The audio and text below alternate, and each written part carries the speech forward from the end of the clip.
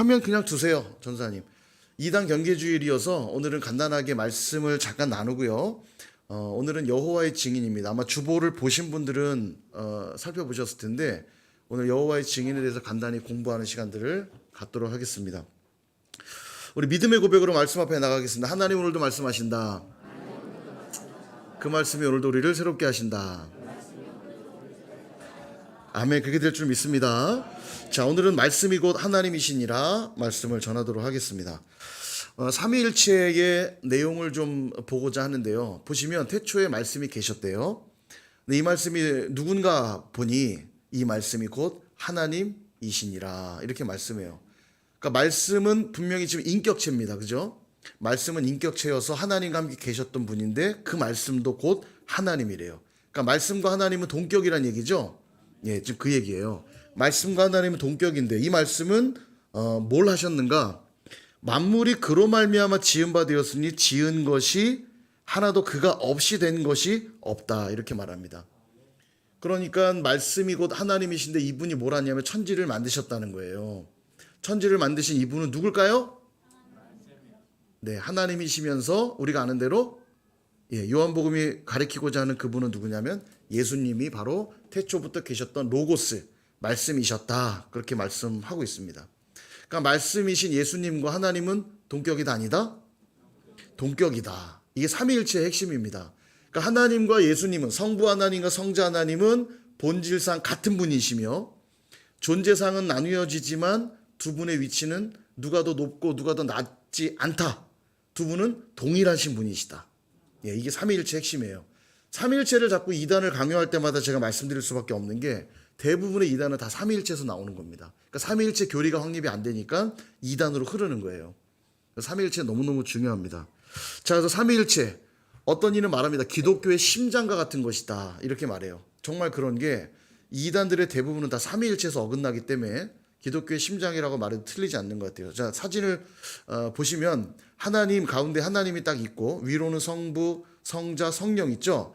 지금 위에 있고 아래에 있다고 해서 위가 더 높고 아래가 낮다 그 뜻은 아닙니다. 마치 위에서 내려본다 생각하시면 좋을 것 같아요. 그러면 하나님이라고 하는 한 본질에 세 존재가 계시는 거예요. 성부, 성자, 성령. 세 분은 같다 다르다? 같다. 이게 중요해요. 같아. 누가 더 높다 낮다 아니에요. 성부 하나님이 좀 더 크시고 성자 하나님 낮고 그렇지 않고 또 예수님이 이 땅에 계실 때 하나님을 아버지라 부르잖아요. 그러니까 성부 하나님이 아들 예수님을 낳은 거 아니냐. 아버지가 아들보다 높은 거 아니냐. 그런데 그 뜻이 아니에요. 아들이란 뜻은 동격의 의미로 쓴 것이지 성부 하나님이 더 높고 성자 하나님이 낮고 그런 것이 아니다. 이거 헷갈리시면 안 됩니다. 이 땅의 언어로 풀어놓으려니까 아버지와 아들이라는 용어를 썼지만 성부와 성자는 본질상 같은 분이시다. 예. 누가 더 높고 낮고 그런 개념이 아니에요. 성령도 마찬가지입니다. 이게 되게 중요합니다. 자, 그래서 성부, 성자, 성령의 역할이 조금 있어요. 이거를 딱 잘라 말할 수 없지만 그래도 조직신학적으로 굳이 개념을 나눠서 설명한다면 이렇습니다. 성부 하나님은 계획하시는 분, 예정하시는 분이시고 성자 하나님은 그것을 성취하시는 분이시고 성령 하나님은 성취한 걸 적용하고 보존하시는 분이시다. 예, 이렇게 나눌 수 있어요. 그러니까 천지 창조를 하실 때에도 하나님이 태초에 천지를 창조하도록 예정하시고 계획하셨다면 성자께서는 그것을 아까 만물이 그로 말미암아 지은 바 되었다고 그랬죠. 성자 하나님이신 예수님이 만물을 지으시고 성령 하나님은 그 온 우주를 운행하시고 또 그 창조 질서를 적용하시는 분이시다. 이렇게 할 수 있어요. 이걸 너무 딱 잘라 말할 수는 없지만 굳이 구분한다면 그렇다는 거예요. 우리의 구원도 마찬가지입니다. 창세전에 우리의 구원은 예정돼 있었죠.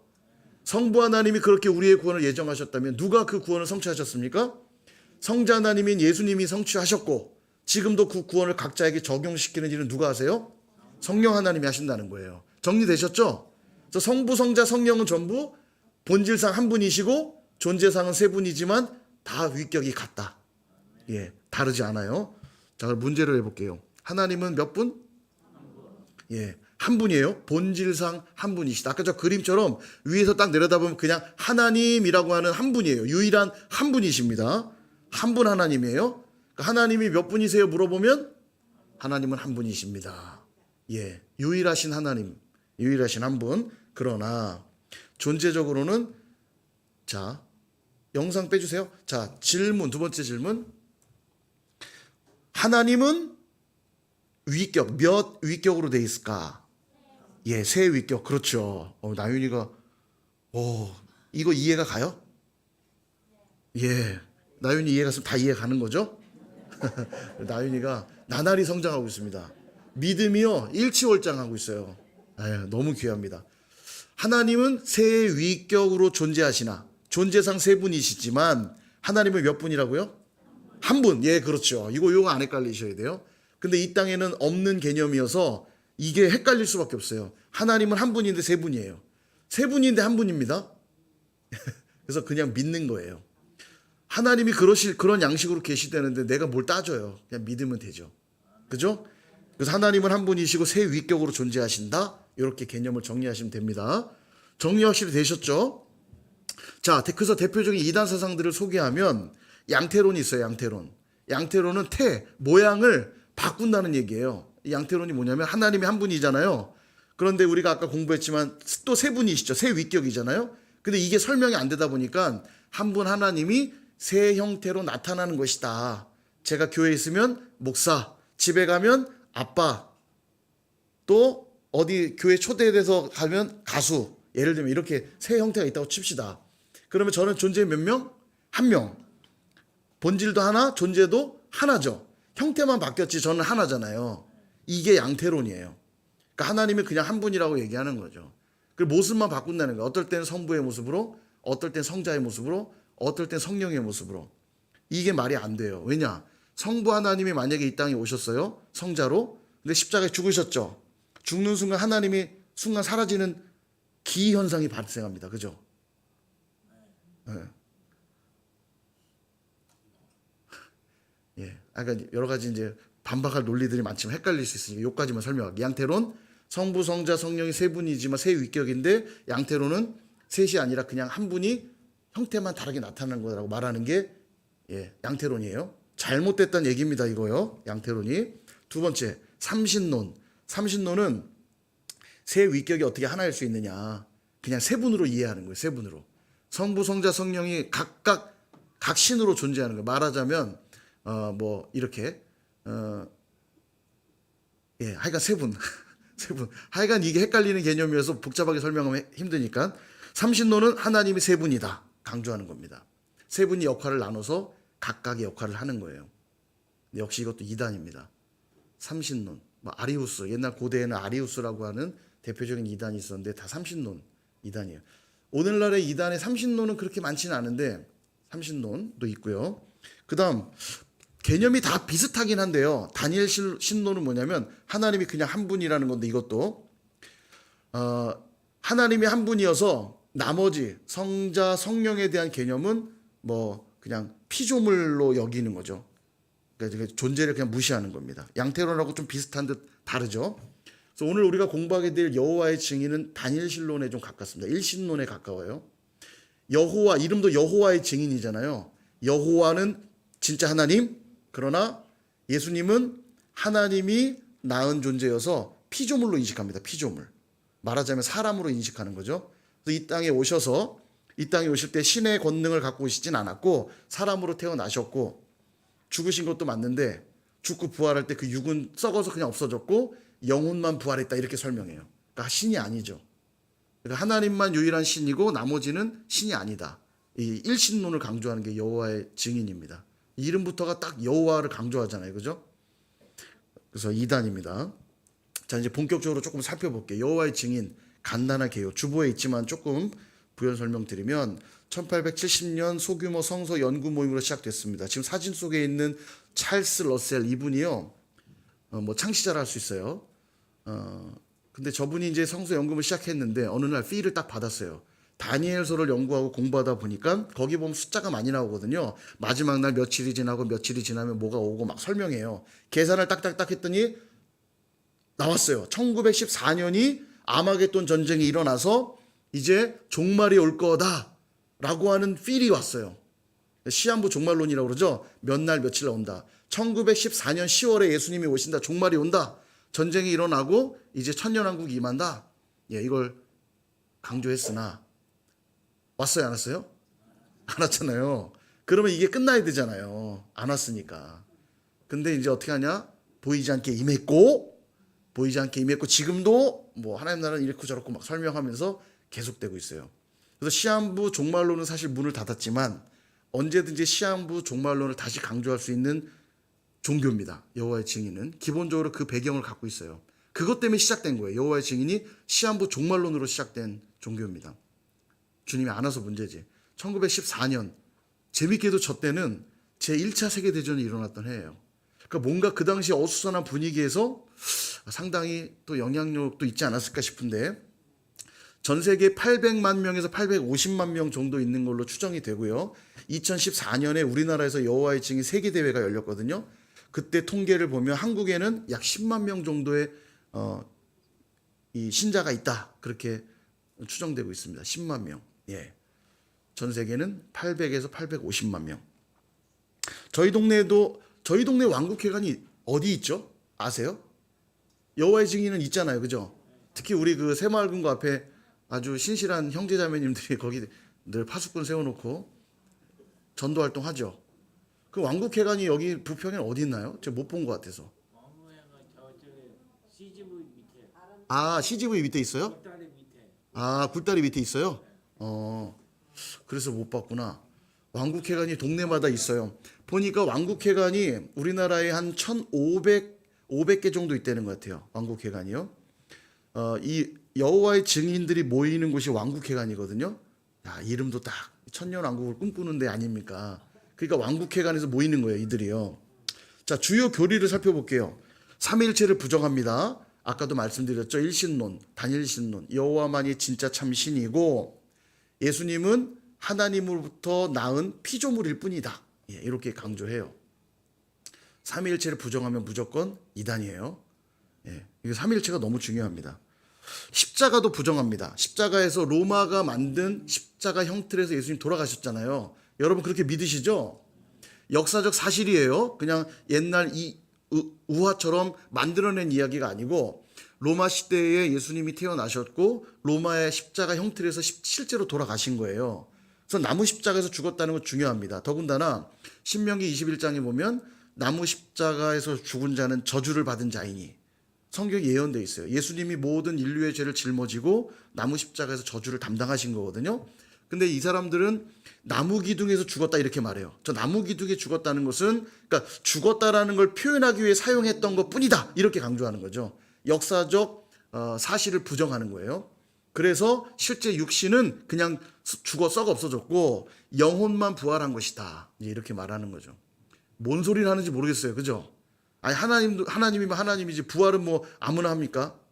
부활한 정도 부활했다라고 하는 건 일반인들의 얘기는 아닌데 근데 신은 아니고 피조물인데 또 부활은 했고 예, 설명이 안 되는 거죠.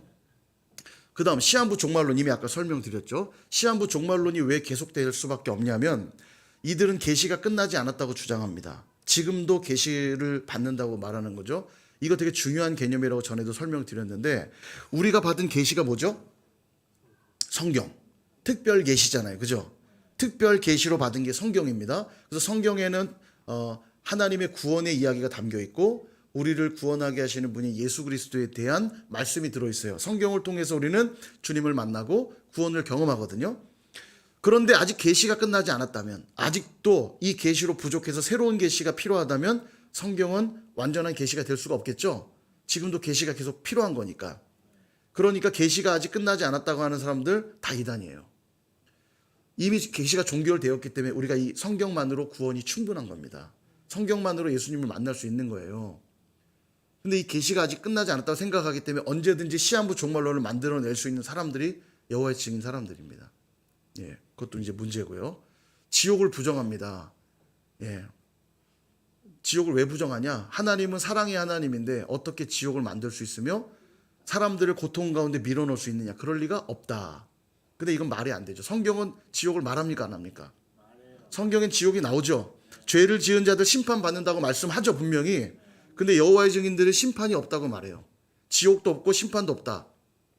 또 영혼의 불멸설 부정합니다. 그러니까 영혼은 죽으면 그냥 소멸된다고 생각해요. 그러니까 지옥도 필요 없죠. 죽으면 소멸된다. 그 앞뒤가 안 맞아요. 뭔 소리인지 모르겠어요. 제가 공부를 했지만 뭔 소리인지 모르겠어요. 아무튼 이단입니다. 지옥은 분명 있습니다, 여러분. 죄에 대한 심판. 그래야 공의로우신 하나님 아닙니까? 사랑의 하나님만 있는 게 아니라 사랑은요, 배타성도 있다고 말씀드렸잖아요. 집에 있는 배우자 말고도 바깥에 한 10분의 여인들을 더 사랑하면 제가 사랑도 많은 거죠? 그럴 수 있나요? 사랑은 배타성을 갖고 있어요. 아내만 사랑해야지 진짜 사랑인 겁니다. 그죠? 그런 거예요. 공의와 사랑은 뗄 수가 없어요. 하나님의 그 분명한 공의가 있기 때문에 사랑이 사랑으로 고백될 수 있는 거예요. 근데 지옥이 없다고 말하는 것 당연히 틀렸죠. 자, 주요 특징을 알아보겠습니다. 지금 사진에서 보시다시피 전기 간행물이 있거든요. 파수꾼이라고 하는 간행물과 깨어라라고 하는 간행물입니다. 저것들을 길거리에서 이렇게 세워놓고 전도할 때 나눠주죠. 아마 이거 한 번씩 받아보신 분들 있을 겁니다. 그죠? 뭐 읽어보실 필요 없어요. 파수꾼 깨어라, 이 간행물을 나눠준다는 특징이 있고요. 아까 말씀드린 왕국회관, 왕국회관이 우리로 말하면 예배당 같은 건데요. 이름이 왕국회관이에요. 우리는 예배당이라 교회당, 예배당 이렇게 부르는데 이 사람들은 왕국회관이라 부릅니다. 자, 그래서 우리는 예배라고 말하는 이 사람들은 집회라고 말하고요. 집회 장소가 왕국회관이고 주일 성수를 하지 않아요. 단 일주일에 2번 반드시 집회를 하게 돼 있는데 증인들이라면, 우리는 성도라고 말하고 신자라고 말하는데 이 사람들은 증인이라고 말해요. 여호와의 증인이잖아요. 그죠? 증인들은 반드시 일주일에 2번 드리는 예배에 꼭 참석해야 돼요. 빠지면 안 됩니다. 이것이 이제 의무사항이에요.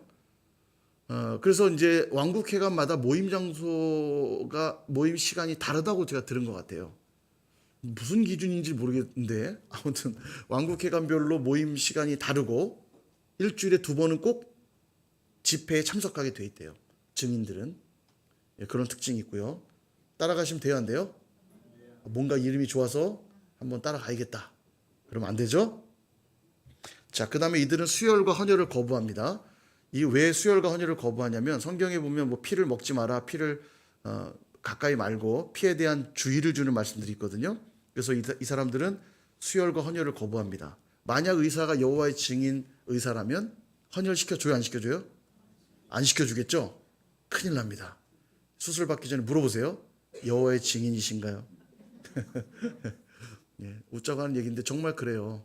사회적으로 여호와의 증인들이 사실 좀 젠틀한 면이 있어요. 거칠게 전도하거나 하지 않거든요. 되게 매너 있어요. 항상 양복을 입고 정중하게 다가가고 거절할 때도요. 강제로 막 어떻게 안 해요.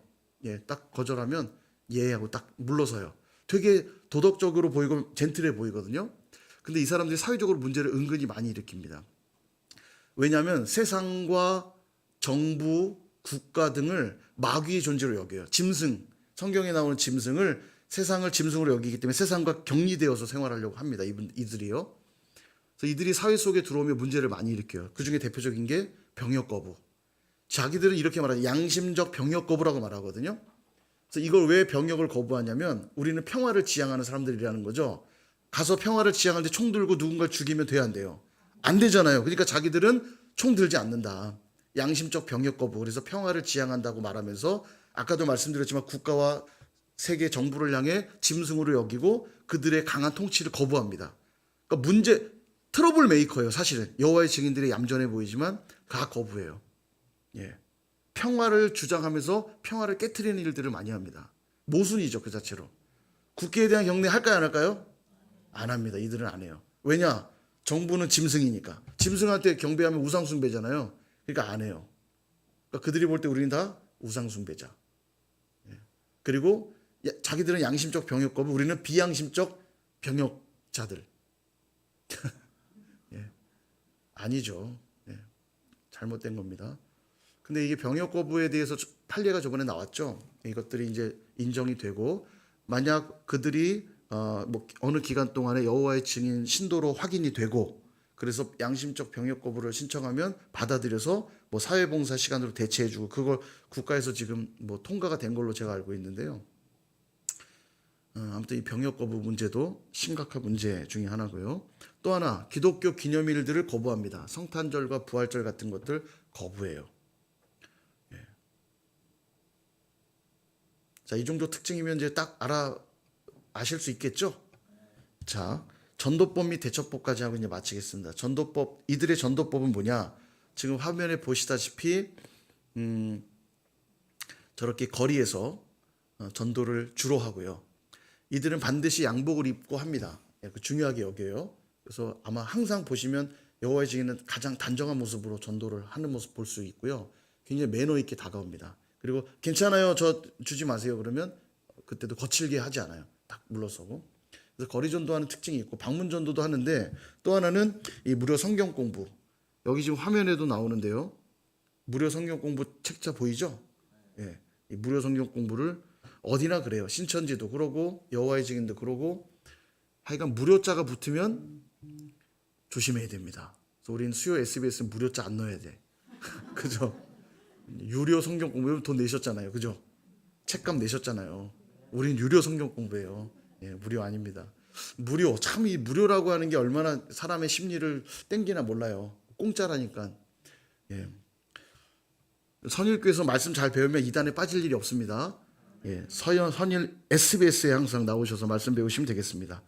자, 그래서 어떻게 대처하냐? 거절하시면 돼요. 따라가지 않으시면 되고, 예, 굳이 대꾸하고 상대하실 필요 없습니다. 제가 중3 때 여호와의 증인하고 2시간 동안 한번 그 투쟁을 벌여봤거든요. 저한테 질려서 갔어요. 지금 생각하면 쥐뿔도 모르는데 제가 아는 모든 성경 지식을 총망라해서 2시간 동안 싸웠거든요. 제가 볼 땐 질려서 갔어요. 저 조그만 게 한마디도 안 지는구나. 그러고 보라매 공원에서 제가 2시간 막 에스겔 말씀을 막 동원하면서 어려운 예언서 말씀 아무것도 모르는데 거기 38장에 보면 막 했더니, 예, 질려서 갔어요. 그렇게 하시면 됩니다. 근데 그렇게 하라는 게 아니라 동문서답 하시면 된다는 거예요. 예, 다 대답하고 뭐 물어보면 꼬치꼬치 대답해주고 그럴 필요 없고, 예, 거절하시면 돼요. 자, 이제 복습 게임하고 마치겠습니다. 복습 게임. 밑에 지금 문제가 3개인데 선물 좀 준비 드려야 되는데, 자, 문제, 여호와의 증인의 설명으로 맞는 것을 고르세요. 맞는 것입니다. 예, 맞는 것. 자, 1번. 예수님은 하나님과 본질과 존재가 동등한 분이시다. 아니죠. 진리에는 합당한 말인데 여호와의 증인들이 설명하는 내용은 아니에요. 2번. 여호와의 증인의 교주는 이만이다. 이만이 누구예요? 신천지 교주예요. 예, 몰라도 사실은 큰 문제는 없어요. 자, 3번. 왕국회관에서 모인다. 예, 왕국회관에서 모인다고 그랬죠. 4번. 거리에서 설문지를 나눠주며 6월절에 대해 묻는다. 예, 이건 뭐에 대한 설명이죠? 예, 하나님의 교회. 예, 아주 이단 박사들이 돼가고 계십니다. 좋습니다. 정답은 왕국회관에서 모인다. 자, 2번 문제. 여호와의 증인의 교리가 아닌 것은 1번 시한부 종말론. 헷갈리시나요? 시한부 종말론 맞죠? 예, 시한부 종말론. 2번 지옥은 없다. 그죠? 지옥은 없다고 말하죠. 3번 삼위일체 부정하나요? 예. 4번 계시가 완성됐다. 예, 계시가 완성이 안 됐다고 말한다고 그랬죠. 자기들이 언제든지 필요하면 뒤바꿀 수 있는 거예요. 예, 잘못된 거죠. 계시의 완성. 점점 답이 힘을 잃고 있습니다. 자, 3번 문제. 여호와의 증인의 주요 특징이 아닌 것을 고르세요. 여호와의 특징 아닌 것. 1번 파수대와 깨어라 등의 전기 간행물이 있다. 예, 맞죠? 2번 성탄절과 부활절만 인정한다. 아니죠? 예, 대단하십니다. 잘 들으셨어요? 양심적 병역 거부한다. 그렇죠? 집회는 일주일에 2번, 증인들은 의무 참석이다. 예, 저희도 공예배가 있습니다. 수요일, 금요일, 또 주일 예배, 또 거기에 우리 한국교회 특별히 새벽 예배라고 하는 또 자리가 있는데 성도들의 또 마땅한 반대. 저들도 굉장히 열심히 참석하거든요. 그것이 자기들이 말하는 교회, 왕국회관을 잘 세우는 거라고 생각하니까 열심히 참석하는데, 저희도 교회를 든든히 세우는 것의 가장 기본적인 건 예배를 참석하는 것부터 시작하는 거예요. 예배를 참석해서 거기서 같이 말씀을 받고 함께 기도하는 것으로부터 교회가 세워진다는 것 잊지 마시고 함께 교회를 세워가는 저희가 되었으면 좋겠어요. 자, 이제 마칠 텐데, 자, 여러분 저 글씨가 좀 크고 밑줄이 있는 건 여러분이 읽는 거고 그 앞에 건 제가 읽을게요. 제가 읽으면 여러분 그 다음 거 읽어주셔야 돼요. 진리를 땅끝까지 선일교회 같이 선일교회 다시 한번 진리를 땅끝까지 선일교회. 예, 수고하셨습니다. 박수. 하나님께 영광의 박수. 자, 우리 여호와의 증인 정복하셨죠?